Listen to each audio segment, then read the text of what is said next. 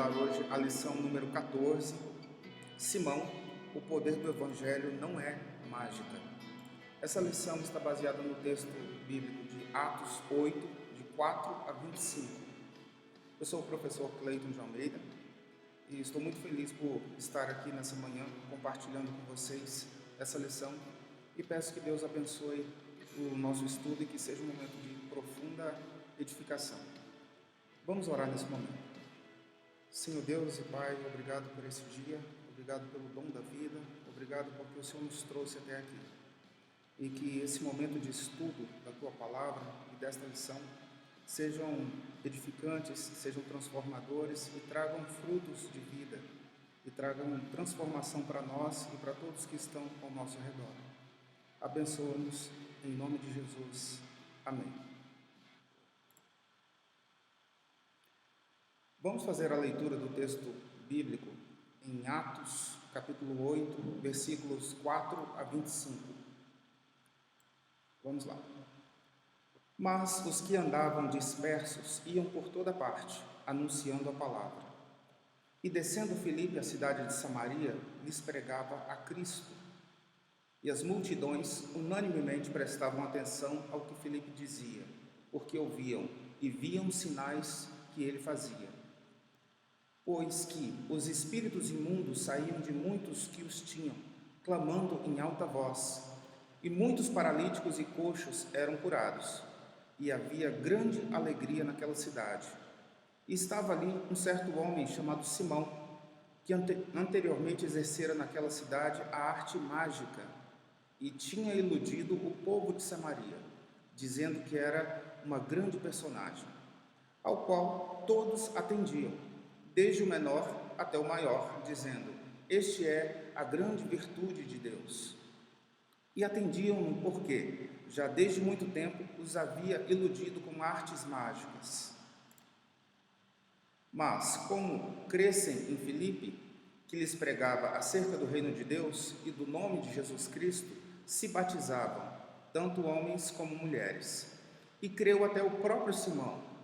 E, sendo batizado, ficou de contínuo com Filipe, e vendo os sinais e as grandes maravilhas que se faziam, estava atônito. Os apóstolos, pois, que estavam em Jerusalém, ouvindo que Samaria recebera a palavra de Deus, enviaram para lá Pedro e João, os quais, tendo descido, oraram por eles para que recebessem o Espírito Santo, porque sobre nenhum deles tinha ainda descido, mas somente eram batizados em nome do Senhor Jesus. Então, lhes impuseram as mãos e receberam o Espírito Santo. E Simão, vendo que pela imposição das mãos dos apóstolos era dado o Espírito Santo, lhes ofereceu dinheiro, dizendo: dai-me também a mim esse poder, para que aquele sobre quem eu puser as mãos receba o Espírito Santo. Mas disse-lhe Pedro: o teu dinheiro seja contigo para a perdição, pois cuidaste que o dom de Deus se alcança por dinheiro.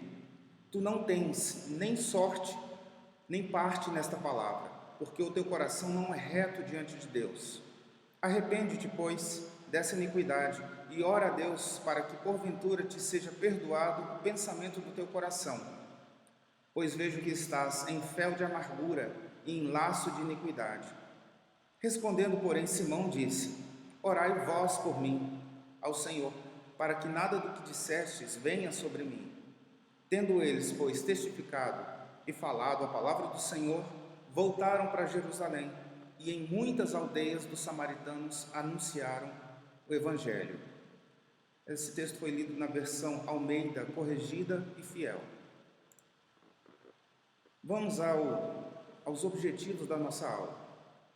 O objetivo número 1 é refletir a partir desse episódio de Simão com os apóstolos sobre o perigo da sedução do poder religioso na vida dos discípulos e discípulas.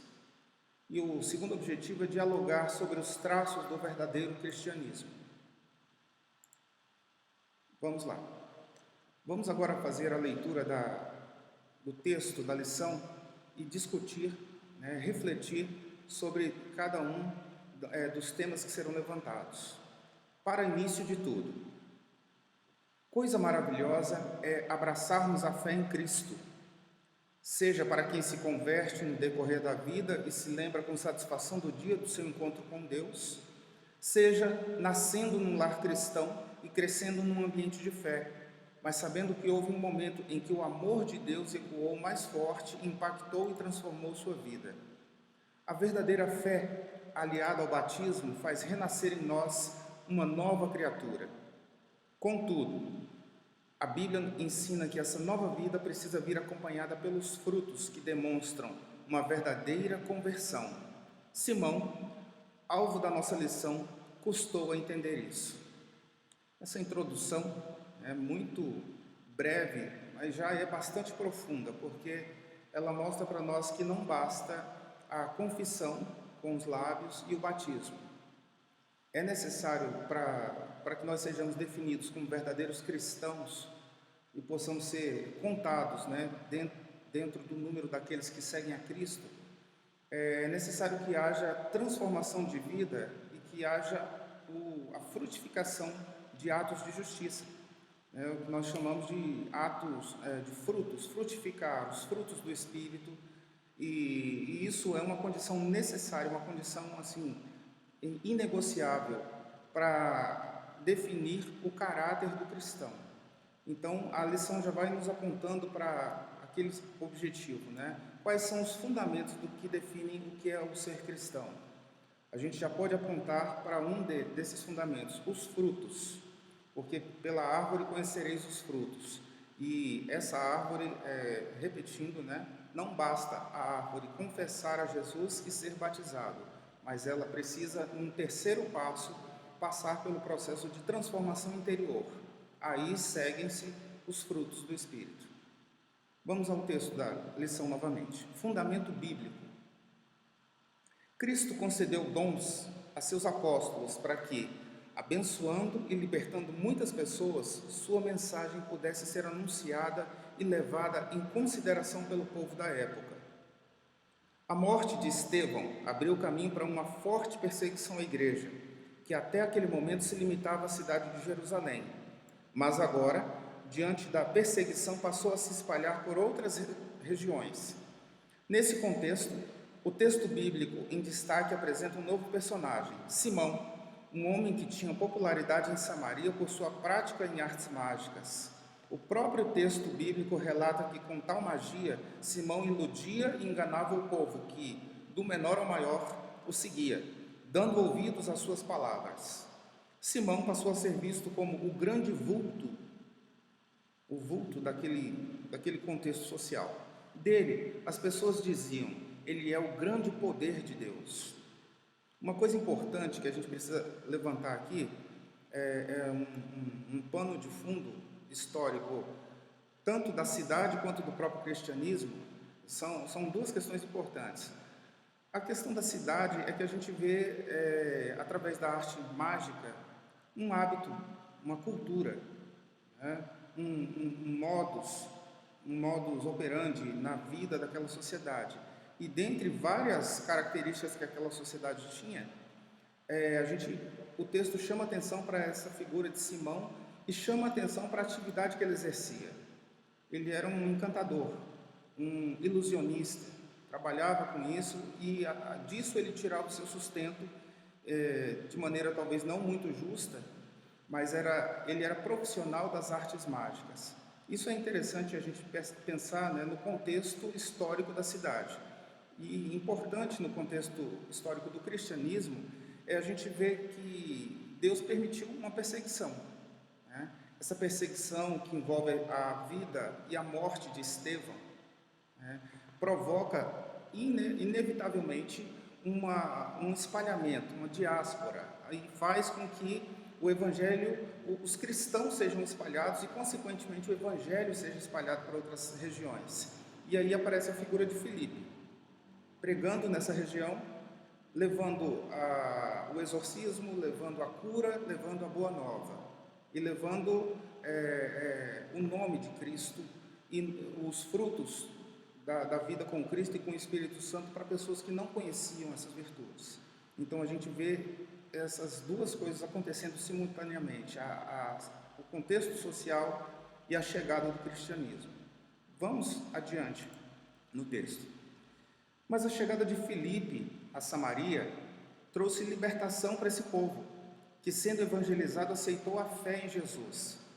Muitas pessoas foram batizadas, tanto homens quanto mulheres. Tal era o poder de Deus manifestado sobre Filipe, para salvar, que Simão, aquele que desenvolvia as artes mágicas, abraçou a fé e recebeu o batismo. Porém, muito mais do que a mensagem de salvação anunciada por Filipe, o que chamava a atenção de Simão eram os sinais e grandes milagres que, por intermédio dele, eram realizados por Deus. Uma coisa que é interessante, que certamente o Simão ficou interessado, encantado, foi com os milagres feitos por Deus através da vida de Filipe. Simão, que já vinha na prática do ilusionismo, certamente fez uma correlação entre as suas artes mágicas e os milagres operados por Deus através da vida de Filipe. E é muito interessante o que vai se suceder, logo após, na próxima etapa, que a gente vai ver a tentativa frustrada de Simão vincular uma coisa à outra.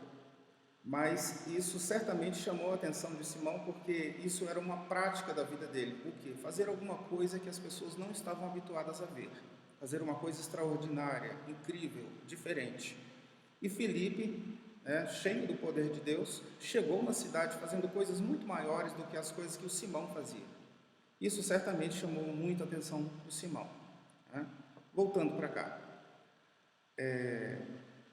Simão ficou admirado com aquele poder, especialmente quando viu pessoas receberem o Espírito Santo através da imposição de mão dos apóstolos Pedro e João, que haviam se unido a Filipe. Impressionado, logo deixou transparecer que, apesar de abraçar a fé e passar pelo batismo, não havia deixado morrer o velho homem e a ganância do seu coração. Agora que nós vamos ver a tentativa de Simão fazer uma correlação entre as práticas cristãs e as práticas mágicas e místicas que ele tanto já vinha fazendo há tanto tempo. Simão usava magia para conseguir popularidade, poder sobre as pessoas e, quem sabe, algum dinheiro. Imagine agora se pudesse usar um poder maior. Interessado nos ganhos que poderia ter com isso, ofereceu dinheiro aos apóstolos para recebê-lo. Sabendo que Deus não concede o seu poder para alimentar a ganância humana, Pedro repreendeu a Simão, expondo-lhe a carnalidade ainda presente em seu coração. A dura resposta de Pedro é uma evidência de que Simão não era um novo homem. Sua cegueira não era tão intensa e seu desconhecimento era tão profundo a respeito de Deus que ofereceu dinheiro para comprar aquele que nada precisa e tudo faz e dá de maneira graciosa. O dinheiro não poderia comprar os dons de Deus nem o poder do Espírito que operava através dos apóstolos. Tudo visava glorificar somente a Cristo, mas Simão não compreendia isso porque desejava poder para glorificar a si mesmo. É muito interessante essa parte da lição, porque a gente vê aqui agora um Simão que se aproximou de Filipe, se aproximou de João e de Pedro, conheceu a Cristo, aceitou a Cristo e foi batizado. No entanto, a gente vê a manutenção e a permanência de velhos hábitos. O velho homem ainda clama dentro da alma do Simão. O Simão aceita a Cristo, aceita a verdade pregada por Filipe e posteriormente por João e Pedro, porém ele ainda precisa morrer muitas vezes para nascer de novo. O Simão está muito cheio ainda das suas práticas culturais, das suas práticas mágicas e místicas e até práticas comerciais. Eu acredito que o Simão misturava tudo, magia, dinheiro, interesses, poder, controle sobre as pessoas, e isso ainda está vivo dentro dele, mesmo ele tendo confessado a Cristo e aceitado a Cristo. E voltando àquela primeira parte da correlação entre o poder de Deus e o poder da magia, o Simão necessariamente estabelece uma conexão entre isso, ele tenta estabelecer. E ele é advertido de maneira muito veemente por Pedro, que, de acordo com o texto lá, que está nos versículos 19 a 23, a gente vê que o Pedro não poupa palavras, né? Pedro foi extremamente objetivo e duro, né? Vou até ler aqui uma parte para a gente recordar o texto que foi lido no início, né? O Pedro disse, no versículo 20, o teu dinheiro seja contigo para a perdição, pois cuidaste que o dom de Deus se alcança por dinheiro. Tu não tens parte, nem sorte nesta palavra, porque o teu coração não é reto diante de Deus. Arrepende-te, pois, dessa iniquidade, e ora a Deus, para que porventura te seja perdoado o pensamento do teu coração, pois vejo que está em fel de amargura, em laço de iniquidade. Acho que depois dessas palavras, o Simão foi desconcertado, destruído, né? O velho Simão começou a morrer, aí, com essas palavras de Pedro.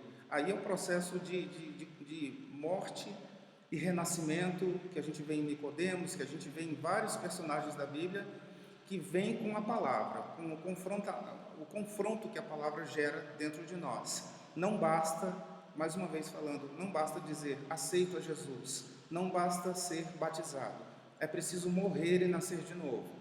Esse processo começa na vida de Simão quando ele recebe esse golpe de Pedro, muito forte, né?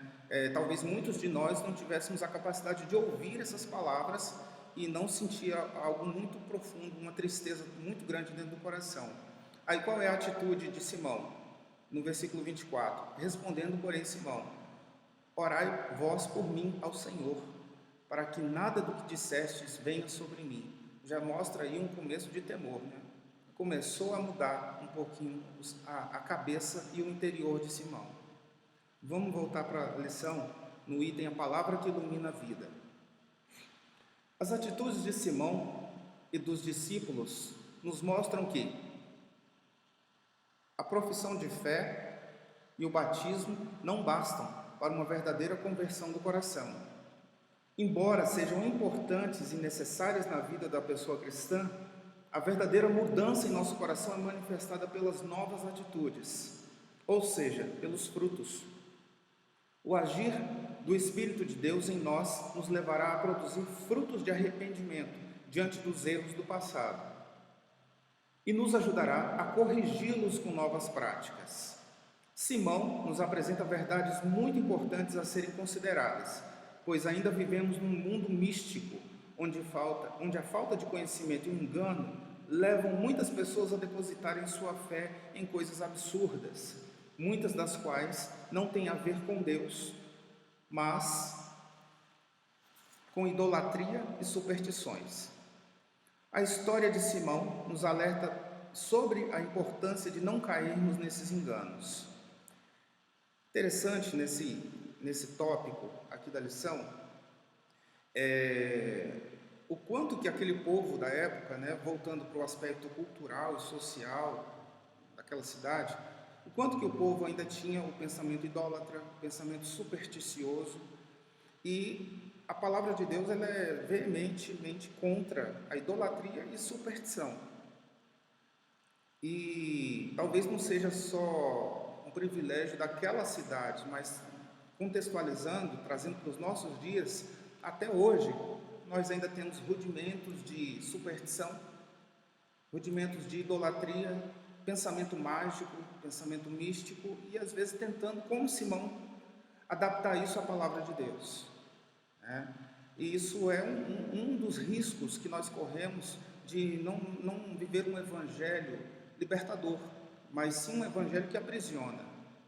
Coisas do tipo medo de tudo, ou hábitos ou rituais repetitivos para que Deus nos veja, Deus nos perceba e assim Ele permita que a gente possa fazer as pequenas coisas do dia a dia. Pensamento mágico, pensamento místico, pensamento supersticioso, coisas do tipo bater na porta, bater na madeira, ou estar amarrado, e às vezes utilizando o em nome de Jesus para ocasiões em que isso não seria necessário, faz de nós às vezes prisioneiros de um evangelho que veio para trazer libertação. Então, Pedro, João, Felipe vão trabalhando em Simão para destruir essa idolatria, esse pensamento supersticioso, mas eles também estão trabalhando conosco, né, nessa lição. Nós precisamos nos libertar do pensamento supersticioso. O Evangelho não é superstição, nem pensamento mágico. Nem tudo que falamos em nome de Jesus vai acontecer num passe de mágica.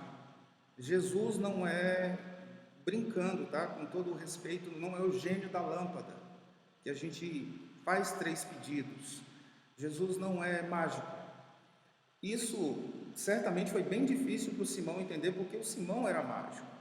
Nós não somos mágicos, mas às vezes nós somos vítimas do pensamento mágico, né?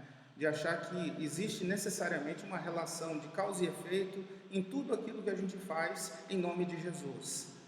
É uma falta de sabedoria, uma falta de conhecimento da palavra e que não demonstra que existe uma verdadeira conversão, né? Então, vamos voltar aqui para o texto, senão a gente acaba indo longe demais nessa reflexão, né? Os dons não são distribuídos conforme a nossa vontade. Voltando mais um pouquinho, 2 parágrafos. Precisamos vivenciar um cristianismo saudável e íntegro. Vamos lá. E para isso, é preciso compreender que os dons que recebemos de Deus não são dados para a autopromoção ou lucro pessoal. Assim como Simão, nós hoje podemos incorrer nesse engano. Se não vigiarmos nosso coração, nossos dons podem nos levar à soberba, dependendo da maneira como lidamos com eles. Colaboramos para que as pessoas nos vejam como diferentes, excepcionais, especiais, né? E assim atraímos sobre nós um certo tipo de idolatria que deve ser totalmente rejeitada. Pedro e João sabiam de onde vinham o poder que exerciam e por isso posicionaram-se de maneira correta. Este é o exemplo a seguir. Precisamos sempre clamar como João Batista, que eu diminua e ele cresça. Sendo humilde, sabe, como João Batista, como Pedro, João, Filipe e outros apóstolos, seguindo o exemplo de humildade e servidão total que eles mostram para nós, a gente tem como se livrar da superstição, desse pensamento mágico, desse pensamento de Simão, que nos vitimiza, talvez até nos dias de hoje. Como Paulo fala, né? A tua graça me basta. Essa expressão serve para aliviar uma boa parte das nossas ansiedades e preocupações, que às vezes a gente até recorre a algumas magias, entre aspas, para poder solucionar determinados problemas. É importante a gente ter em mente que a graça nos basta. E isso é o suficiente para que a gente possa resolver muitas coisas na nossa vida cotidiana. Agora sim, vamos adiante sobre os dons. Os dons não são distribuídos conforme a nossa vontade. Não os compramos, nem teremos os dons que desejamos. Dons são ferramentas para a missão. Portanto, entregues por Deus, segundo a sua vontade, poder e sabedoria. Eles nos são oferecidos graciosamente para abençoarmos vidas e engrandecermos o nome de Deus. Aqui eu preciso fazer uma citação de algo que não está aqui na lição, mas é importante. A seguinte expressão, né? Dons são sinônimos de trabalho. Dom é sinônimo de serviço. Dom não é sinônimo de demonstração de poder. Dom não é sinônimo de demonstração de força, de beleza, de carisma. Não necessariamente. Dom é manifestação de trabalho. Isso serve até para a gente avaliar, às vezes, algumas coisas que a gente tem dúvida, né? Existe isso, existe aquilo, existe determinada manifestação, existe aquilo que Deus permite. E aquilo que Deus concede a uma pessoa tem que ser sinônimo de trabalho. A partir do momento que pessoas usam dons que não estejam vinculados à ideia de trabalho para o reino, não quer dizer que o dom não exista, mas a pessoa saiu do foco e não está usando o dom como deveria usar, né? Vamos lá, adiante. No processo de conversão, precisamos ouvir as admoestações de servos e servas mais experientes. Isso aqui está fazendo menção àquela bronca, né? Aquela aquela disciplina que Pedro impôs a Simão logo no início. Pedro já cortou ele bem no começo mesmo, e não deu tempo do Simão criar muitas ideias fora da palavra. A verdadeira intenção de Simão foi explícita.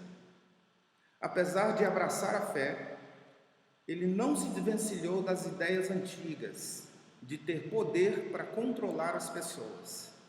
Diante da advertência de Pedro, Simão ficou impactado e pediu oração.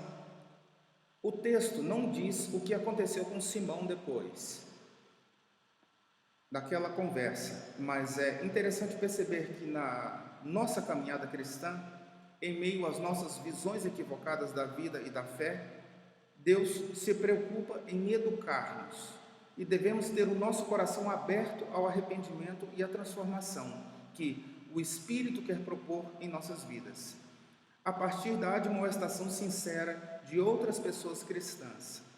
Uma lição muito importante que tem aqui é a lição da humildade, né?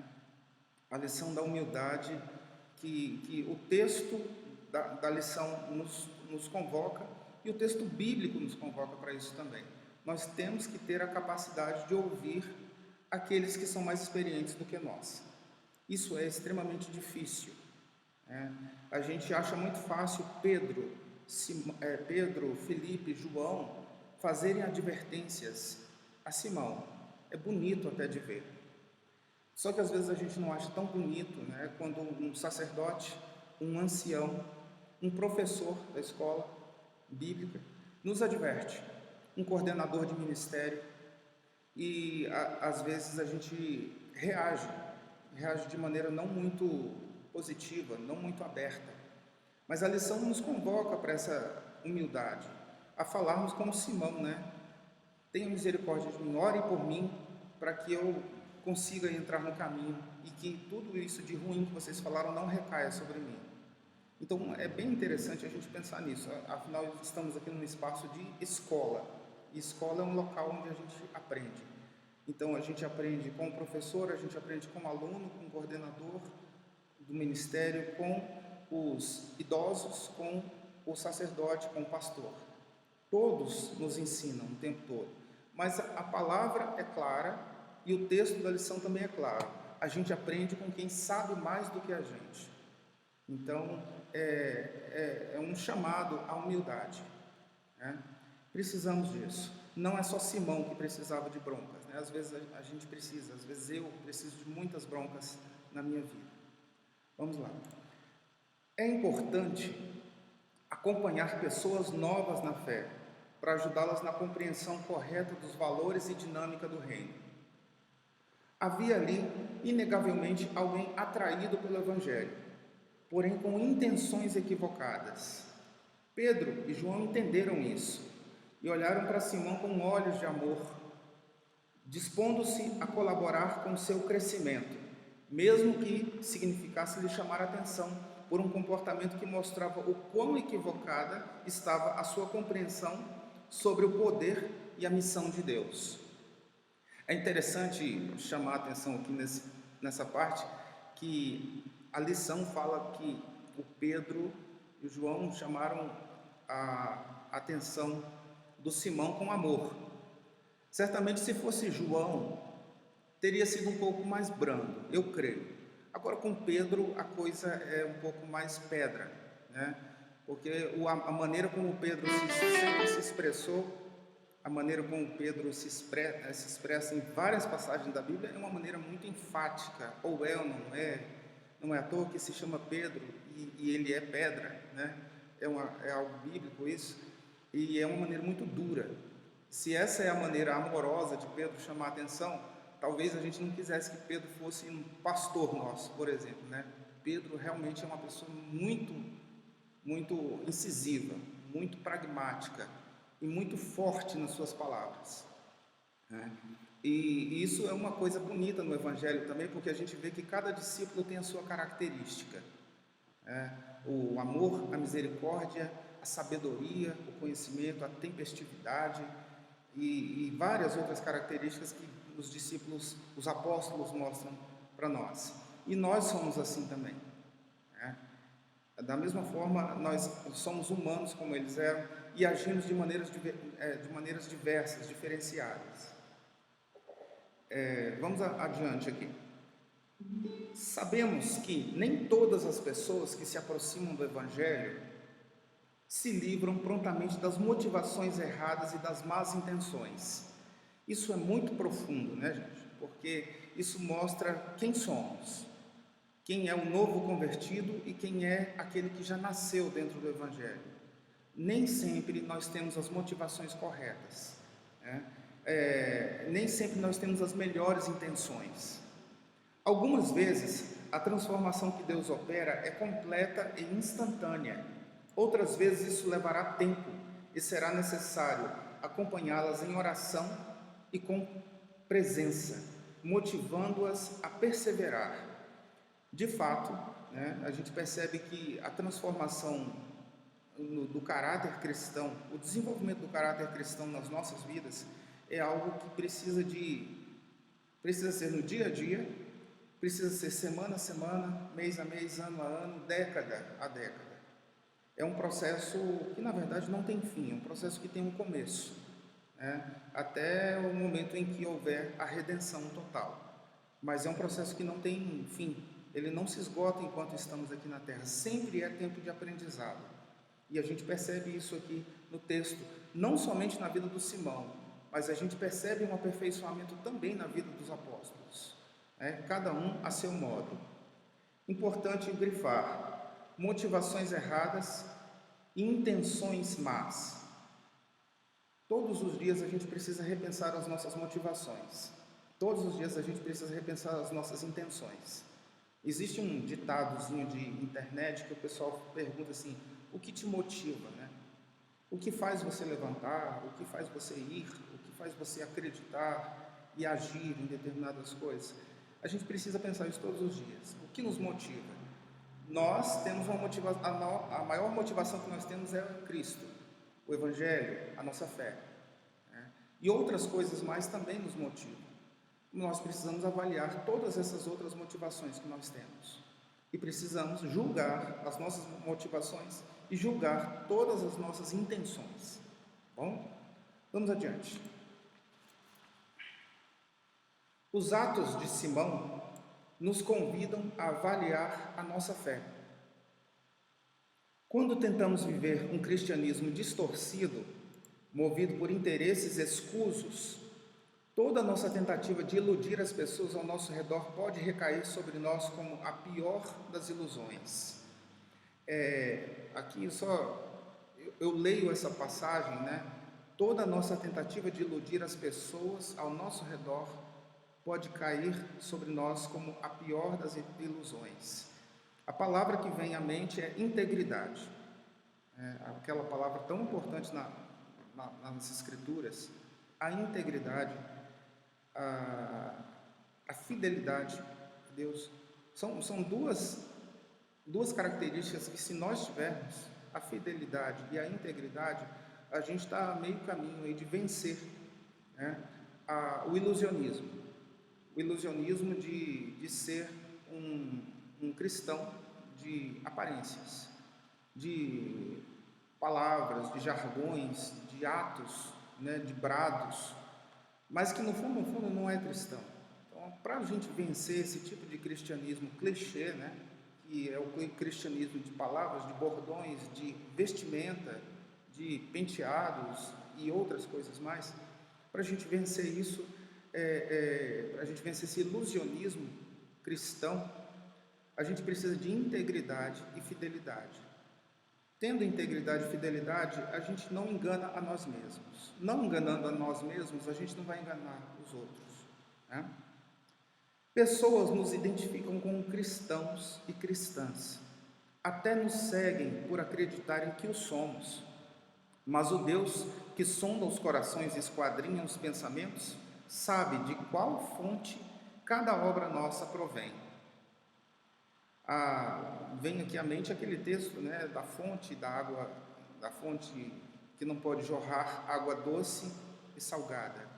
Deus conhece todas as nossas motivações e a origem das motivações e a origem das ações, as motivações que que fundamentam as ações. Deus conhece. Às vezes nem nós conhecemos todas. De fato, não conhecemos todas as motivações e as coisas mais íntimas que tem na nossa alma. Deus as conhece. E é Deus que pode transformar esse caráter, né? E pouco a pouco nos revelando onde estão os erros, onde estão os desencontros, onde estão faltando aquelas peças lá do quebra-cabeça. Deus é o único que pode fazer isso por nós. Uma falsa conversão é como uma mágica que pode iludir muitas pessoas, mas não engana a Deus. Rever sempre as motivações da nossa fé e se nossas práticas condizem com elas, faz parte da caminhada de santificação, pois pelos frutos se conhece a árvore. Vamos aqui para a conclusão da lição e nós vamos refletir mais alguns aspectos interessantes. Conclusão. O nosso país é um terreno fértil para o misticismo. Por nossa construção social, histórica e plural de crenças, vivemos num ambiente de grande diversidade. De fato, né, assim, eu vou fazer um comentário sobre a questão da diversidade cultural no Brasil, que é notória, e ela é notória não só aos brasileiros, mas ela é notória ao mundo, né?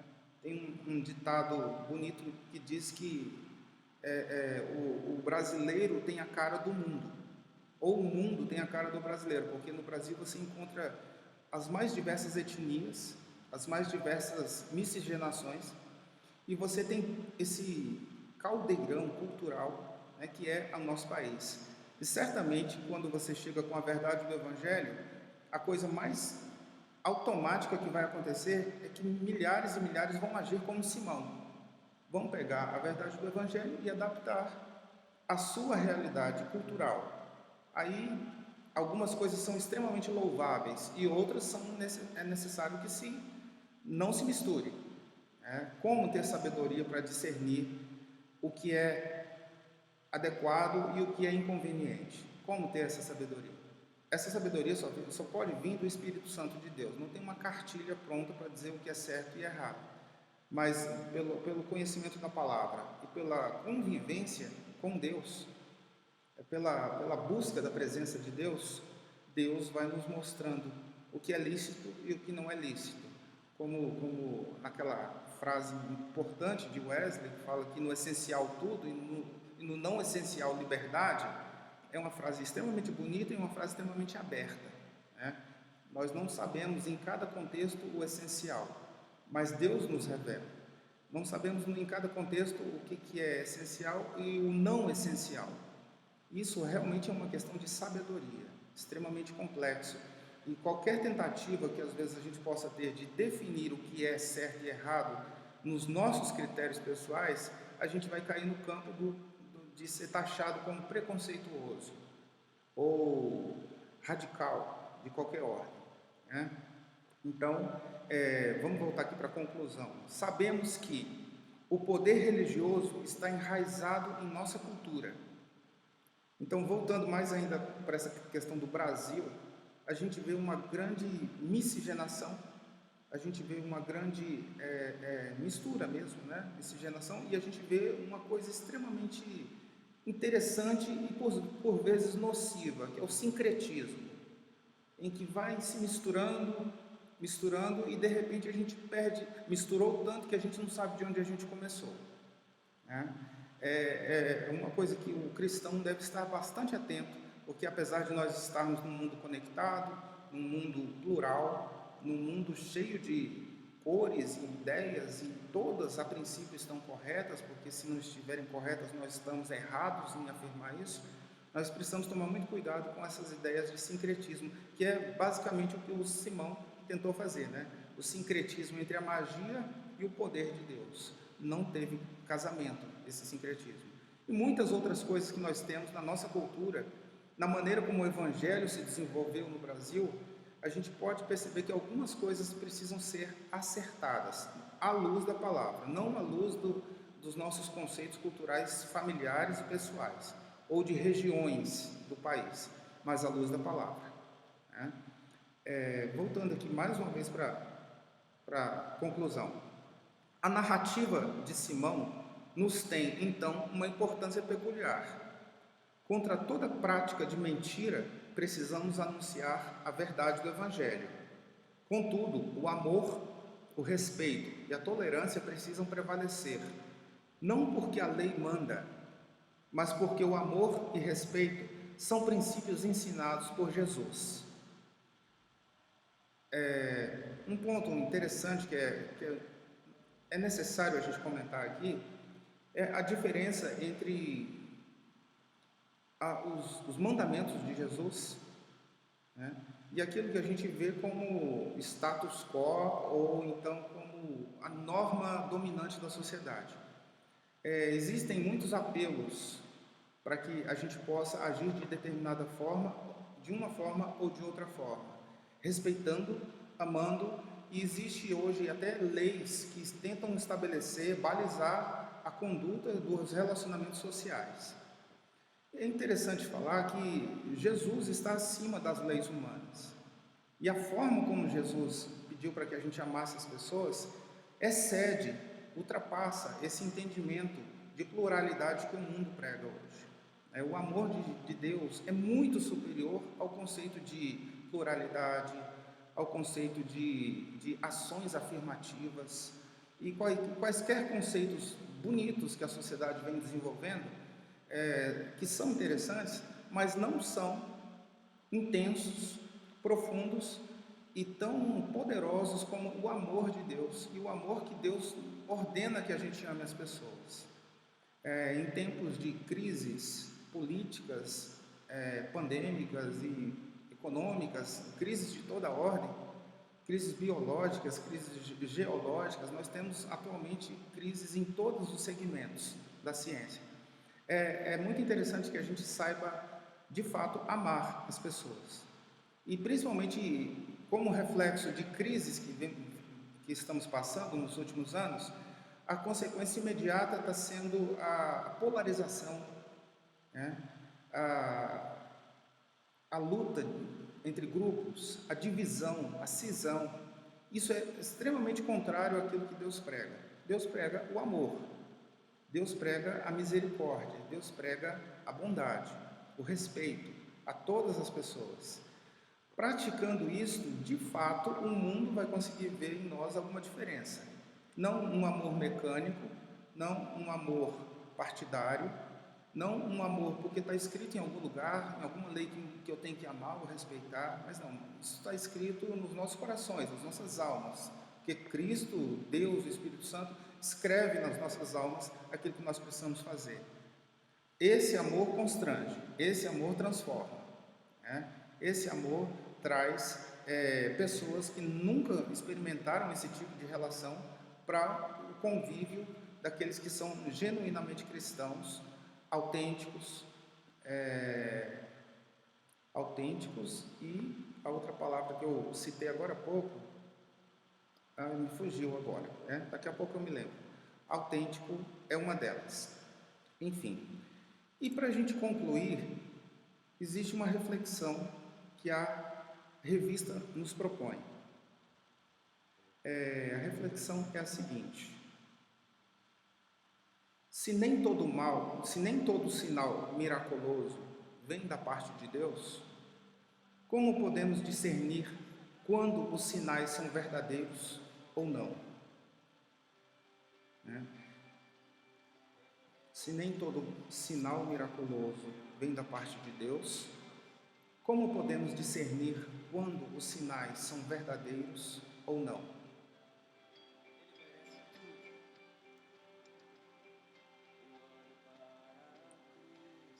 Uma pergunta muito difícil, muito complexa, que poderíamos conversar muito sobre essa pergunta.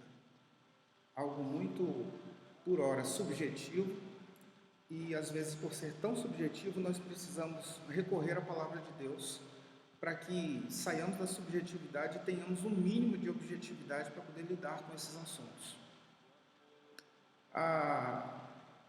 A reflexão que eu trago para vocês a partir dessa pergunta é que nós precisamos nos aproximar de Deus. nos aproximar da sua palavra, nos aproximar do Espírito Santo. Porque essa pergunta merece uma resposta de outro nível, que não seja uma resposta técnica, matemática, ou precisa, ou exata, porque ela não cabe uma resposta assim. E uma resposta da ordem divina, do Espírito Santo, da Palavra de Deus, ela vai conseguir aparar algumas arestas, ela vai conseguir acolher, ela vai conseguir não machucar, não ferir, e ainda vai conseguir transformar aquilo que precisa ser transformado. Né? Se nem todo sinal miraculoso vem da parte de Deus, como podemos discernir os sinais que são verdadeiros ou não? Através de Deus, através da conexão com Deus. Isso vem por meio da leitura da sua palavra e da comunhão direta com Deus. Assim nós finalizamos essa reflexão sobre a figura de Simão, sobre esse texto maravilhoso que nós lemos aqui da palavra de Deus, tão rico, né, que pode acrescentar tantas coisas para a nossa vida. E vai ficar para vocês aí para o aperfeiçoamento e para a reflexão, né, de tudo aquilo que foi falado e de muitas outras coisas que não foram faladas. Ficam esses textos aí para vocês fazerem a leitura de domingo, né, até o sábado. São 7 sugestões aí de leitura que certamente vão acrescentar muito a vida de vocês, e já é uma forma de buscar a comunhão com Deus através da sua palavra. Bom, nesse momento nós vamos fazer uma oração para encerrar a nossa aula, a nossa reflexão. Senhor Deus e Pai, obrigado pela Tua palavra, que sempre que é lida nos edifica, sempre que é falada traz algum tipo de transformação, sempre que é citada nos constrange de alguma forma a buscar um aperfeiçoamento, a buscar uma mudança, uma transformação, necessariamente. Obrigado por esse texto que tanto nos edificou, obrigado pela nossa revista, que é um texto complementar tão abençoado, tão bem feito. Obrigado por esse momento que o Senhor nos proporciona, obrigado mais uma vez pelo dom da vida, e que o Senhor nos edifique, nos transforme, caminhe conosco, e que o Senhor nos ajude a não nos distanciarmos de Ti. Nós agradecemos por tudo, Te agradecemos por essa escola dominical, por esta igreja, pelo nosso pastor, pelos nossos ministérios, pelos nossos líderes, e que o Senhor possa abençoar a nossa vida no decorrer desse dia, e que o Senhor abençoe a nossa semana, que começa logo mais. Em nome de Jesus, amém. Aqui, a bibliografia, né, que foi utilizada para poder compor esse texto. Daí você pode consultar a bibliografia, e as outras demais informações é que, caso você não seja nosso irmão aqui da nossa igreja, né, e não conheça a nossa igreja e tiver acesso a esse vídeo, nós convidamos você para estar conosco. O endereço nosso aqui em Taguatinga Norte, na QNG 25, Avenida Hélio Prates, muito fácil de achar, tá bom? Nós esperamos ter todos vocês aqui conosco, vocês que não nos conhecem e todos vocês que já são da nossa igreja, né, que nós estejamos juntos aqui nesse espaço, tá bom? Está aí o dado bancário da igreja para dízimos, ofertas e contribuições, tá? Isso está aí descrito, vocês podem consultar e fazerem conforme aquilo que Deus manifestar no coração de vocês. E por fim, o que não pode, né, deixar de ser feito é inscreva-se no nosso canal, e pela primeira vez na vida eu estou falando inscreva-se, ative as notificações, é bom falar isso, né? E que Deus nos abençoe e que esse canal cresça e que a nossa igreja cresça e que o reino de Deus cresça no mundo. Amém. Deus abençoe vocês. Tchau.